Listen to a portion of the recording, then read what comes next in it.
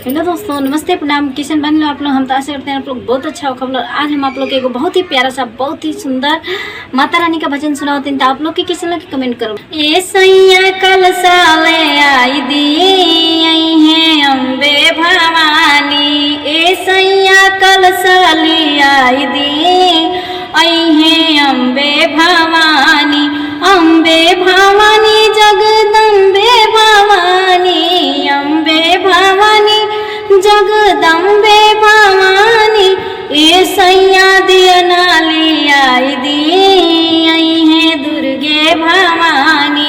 माटी के कलसा मैया के मन भावे, माटी के कलसा मैया के मन भावे, ए सैया बेदिया बनाई दी है अम्बे भवानी, ए सैया चुनरी लियाई दी है दुर्गा भवानी।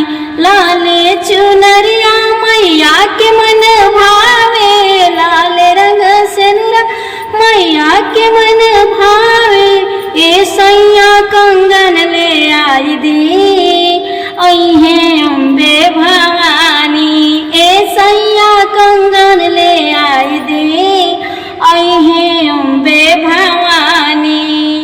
बैठ गए।